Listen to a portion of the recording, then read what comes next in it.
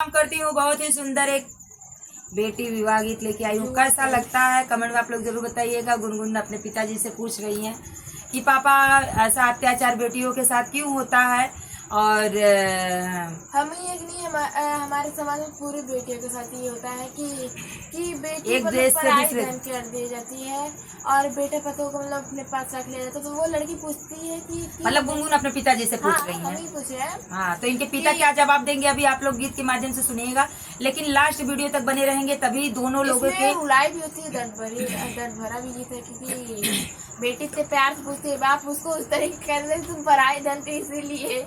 मतलब बेटी सवाल करती है, बाप जवाब देता है, फिर बेटी सवाल करती है, फिर बाप जवाब देता है। तो आप लोग लास्ट कड़ी तक सुनिएगा और लास्ट वीडियो तक बने रहिएगा, तभी इस गीत का अर्थ और मतलब समझ में आएगा।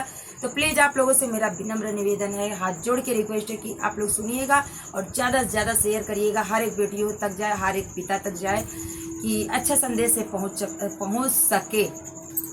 तो चलिए गुनगुन और गुनगुन के पिताजी की सुनिएगा हम लोगों की आवाजों में वार्तालाप गीत के माध्यम से। पापा कवने नगरिया जुआ खेलला त हमें हारी गईला न। पापा कवने नगरिया जुआ खेलला त हमें हारी गईला न। इनके पिता कह रहे हैं बेटी पश्चिम नगरिया जुआ खेलली त तुहे हारी गईली न। बेटी पश्चिम नगरिया जुआ खेलली त तुहे हारी गईली न। पापा बेटवा पतोया नाई अरला त हमें हारी गईला न। पापा बेटवा पतोया नाई अरला त हमें हारी गईला न। अब फिर इनके पिता क्या कह रहे हैं, बेटी बेटवा पतोया घर के लक्ष्मी त तुई पराई धन। बेटी बेटवा पतोया घर के लक्ष्मी त तुई पराई धन। चाचा कवने नगरिया जुआ खेलला त हमें हारी गईला न। चाचा कवने नगरिया जुआ खेलला त हमें हारी गईला न। बेटी पश्चिम नगरिया जुआ खेलली त तुहे हारी गईली न। बेटी पश्चिम नगरिया जुआ खेलली त तुहे हारी गईली न हो।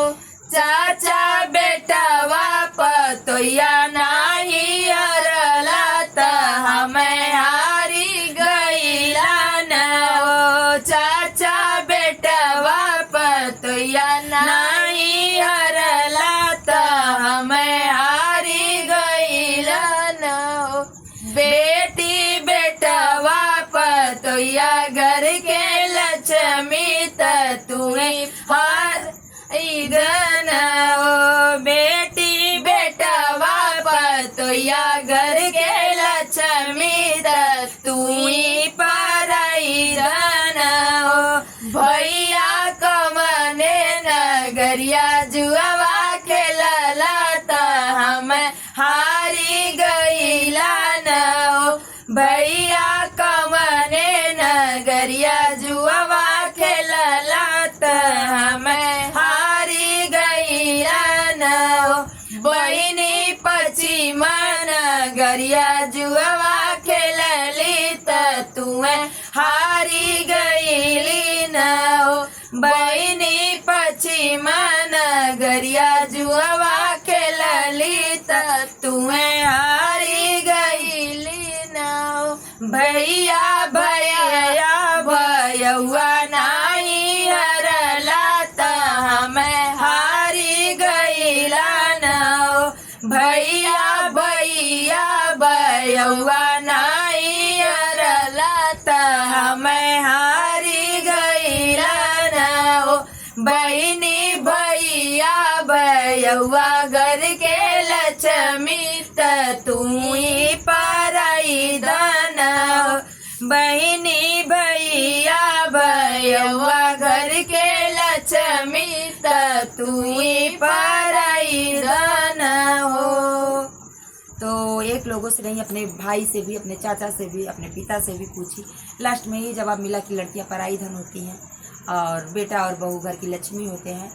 तो गीत कैसा लगा कमेंट में आप लोग जरूर बताइएगा। फिर मिलती हूँ नेक्स्ट वीडियो में, तब तक के लिए राधे राधे, जय श्री कृष्ण, हर हर महादेव।